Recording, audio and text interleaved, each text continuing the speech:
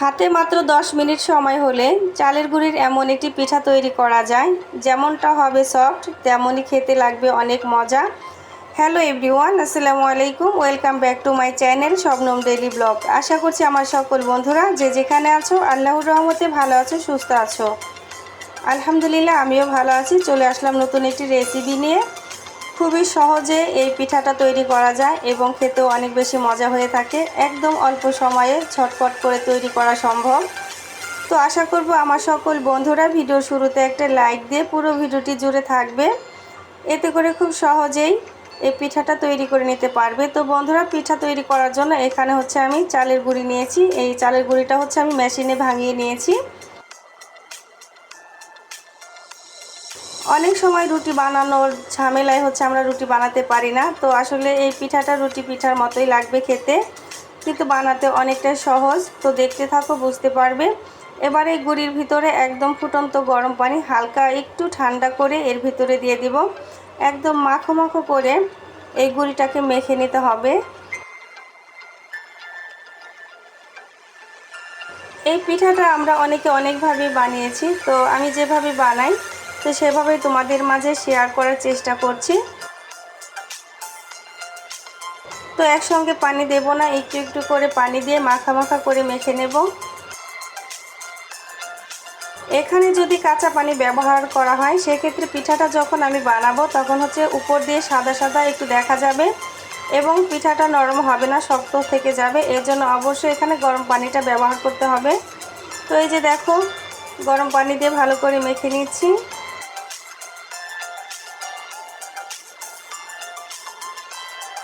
তো কিছুটা সময় ধরে এভাবে হচ্ছে চামচের সাহায্যে মেখে নেব।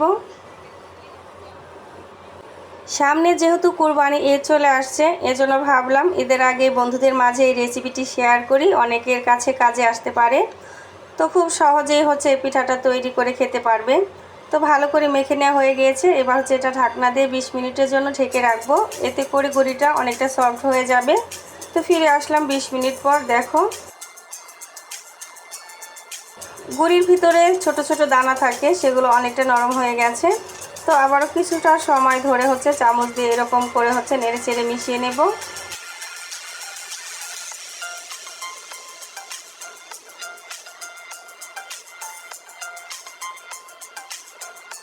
এই বেটারটা যত ভালো করে ফেটিয়ে নেবে ততই পিঠাটা নরম হবে।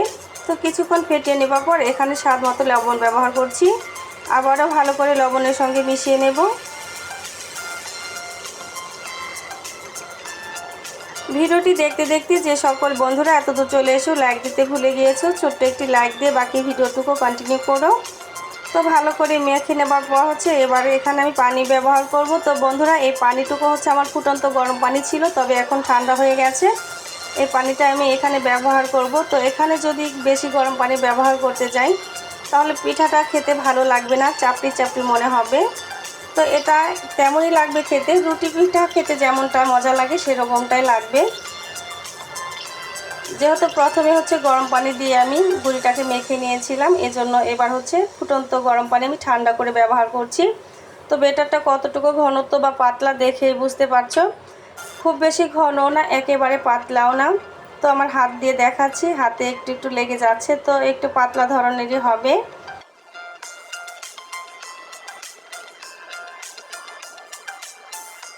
এবার এখানে 2 টেবিল চামচ পরিমাণ হচ্ছে সয়াবিন তেল ব্যবহার করব। এতে পিঠাটা আমি যে পাত্রে বানাই না কেন নিচ থেকে লেগে যাবে না, সহজে উঠে আসবে।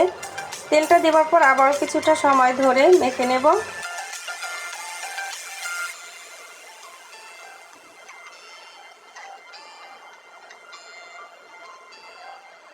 এবার আরেকটি বাটি নিয়েছি এবং একটা চালনি নিয়েছি। এবার হচ্ছে বেটারটা এই চালনি দিয়ে চেলে নেব, এতে করে হচ্ছে গুঁড়ির ভিতরে একটু সুজি সুজি যে দানাগুলো থাকে সেগুলো হচ্ছে চালনির ভিতরেই থেকে যাবে আর পিঠাটা নরম থাকবে।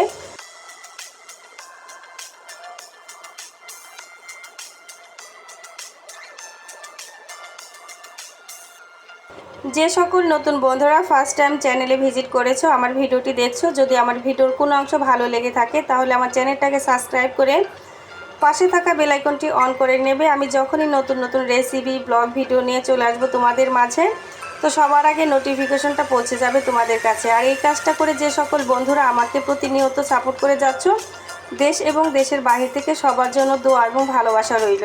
আর একেবারে যে সকল নতুন বন্ধুরা আমার ভিডিওটি দেখছো, অবশ্যই তোমরা একটা সুন্দর কমেন্ট রেখে যাবে, যেটা ধরে আমি তোমাদের পরিবারে পৌঁছে যেতে পারবো।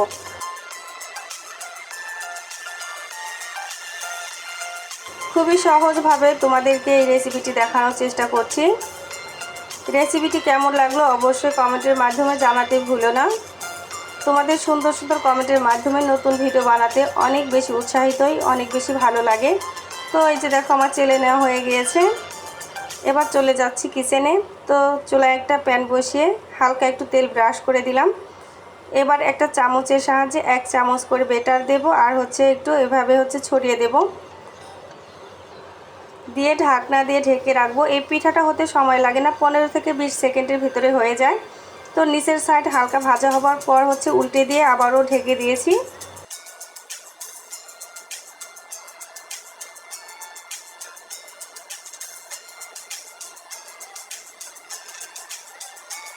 আমার বিশ্বাস রেসিপিটি আমার বন্ধুদের কাছে ভালো লাগবে।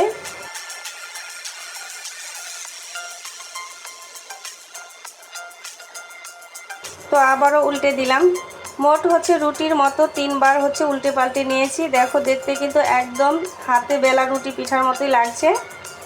তো একটা তুলে নেব, আরেকটা প্যানে বসিয়ে দেব।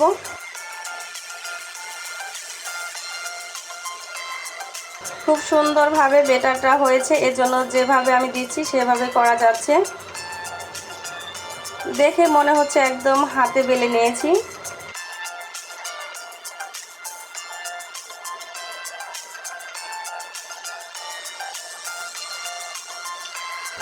রেসিপিটি যদি তোমাদের কাছে ভালো লাগে অবশ্যই প্রিয়জনের কাছে শেয়ার করে পৌঁছে দেবে। তোমাদের একটি শেয়ার আমার জন্য অনেক বেশি উপকারে আসবে। তো এক এক করে বাকি সবগুলো পিঠা আমি বানিয়ে নেব।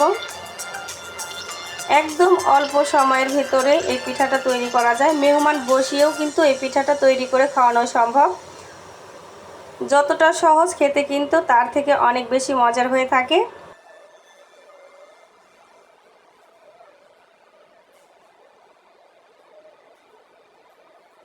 পিঠাগুলো একদম রুটির মতোই লাগছে দেখতে, খুব মোটাও হয়নি, একেবারে পাতলাও হয়নি। আর কতটা সফট হয়েছে দেখে বুঝতে পারছো। আমার রেসিপি কিংবা ভয়েসের মাঝে ভুল হলে বন্ধুরা সবাই ক্ষমা সুন্দর দৃষ্টিতে দেখো। একদম অল্প সময়ের ভেতরে কতগুলো পিঠা বানানো হয়ে গেছে। এটা যে কোনো সবজি, ভাজি, মাংস সব কিছুর সঙ্গে কিন্তু অনেকটা বেশি ভালো লাগে। তো মাংসের সঙ্গে বেশি ভালো লাগে আর কি।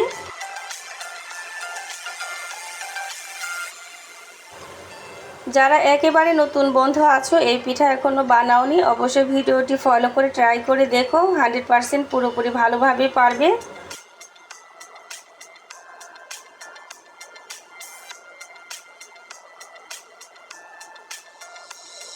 দেখতে যতটুকু লোভনীয় লাগছে, খেতেও মাশাআল্লাহ দারুণ ছিল। তো আমি তরকারি দিয়ে একটু খেয়ে নেব। আর আজকের মতো রেসিপি থেকে বিদায় নেব। আবার চলে আসবো আমি আমার সকল বন্ধুদের মাঝে কোনো এক নতুন রেসিপি নিয়ে। সে পর্যন্ত আমার সকল বন্ধুরা অনেক বেশি ভালো থাকুক, সুস্থ থাকুক, সবার জন্য মন থেকে দোয়া রইল। আর সকল বন্ধুদের কাছে আমারও চাওয়া সবাই আমার জন্য দোয়া করবে, আমিও যেন ভালো থাকতে পারি, সুস্থ থাকতে পারি, আর নতুন নতুন রেসিপি নিয়ে তোমাদের মাঝে হাজির হতে পারি। প্রত্যেকের শুভ কামনা করে আজকের মতো বিদায় নিচ্ছি। সবাইকে আল্লাহ হাফেজ।